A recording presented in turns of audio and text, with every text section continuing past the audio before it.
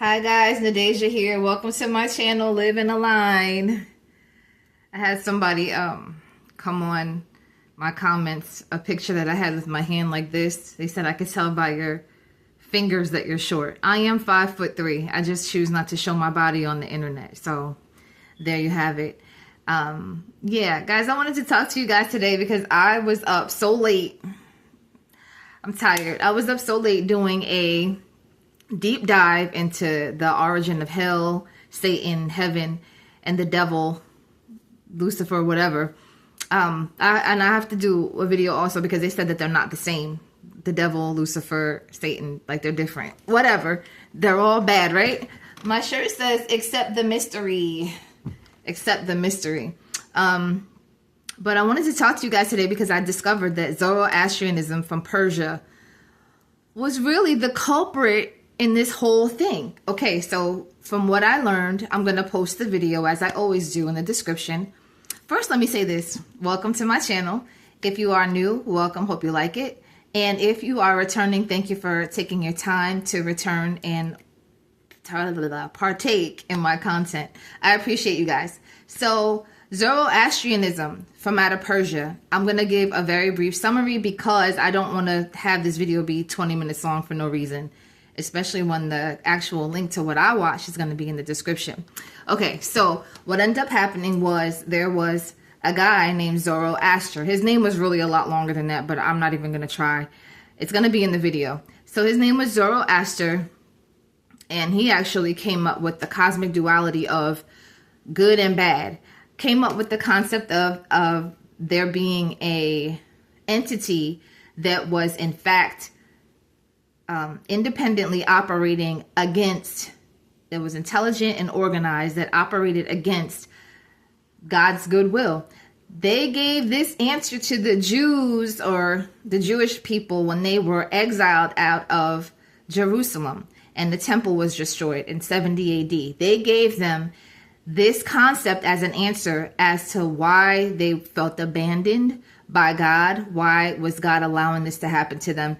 And the Jewish people happily took it on because Persians were nice captors. They did not stop people from worshiping the way they wanted to. They didn't take away their stuff. They let them have it, but they just kindly introduced them to another concept that can give them answers that their own culture could not. So what ended up happening was, over the years, I took like 4 pages of notes, so I really am not going to sit there and read all of it.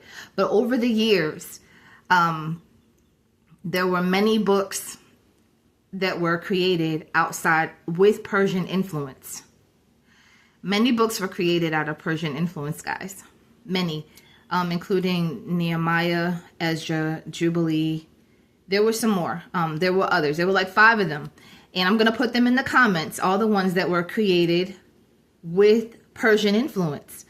And basically, guys, over the years, after the guy from out of Persia let the Jews go back into their land, they had all of the information that was influenced by Persian culture. That's where the concept of cosmic duality came in. That there's a inherent, wicked, independent entity that operates with their own will against the will of God. And that was the answer to the suffering and the problems and the feeling of abandonment. I'm going to just pull in my driveway and almost knock my garbage can over. Why do people drive wild like that? Like for no reason. My street's like so quiet. I don't get it. But, pardon me.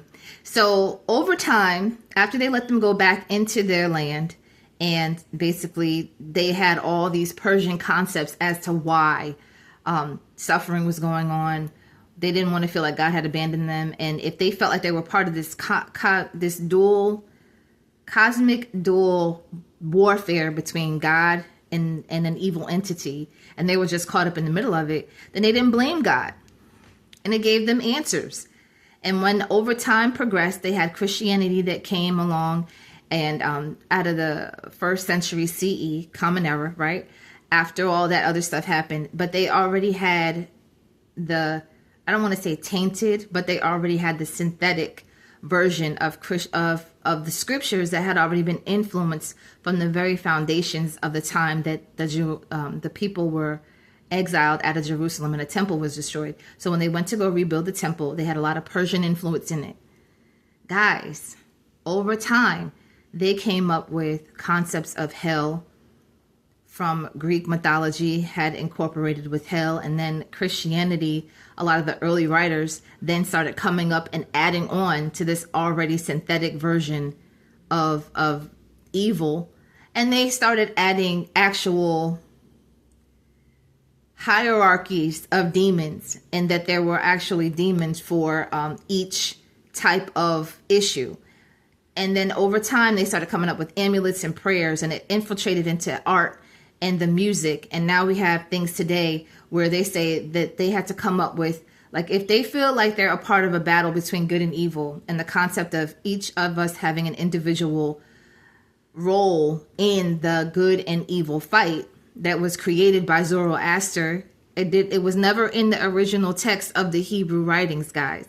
So I'm just going to say this because my thing's about to die. It was all made up. Do your research. Look at the video. It's an hour and 30 minutes long, but guess what? I got all of this information from there. And it even talks about how it infiltrated Islam. It infiltrated, it was Judaism and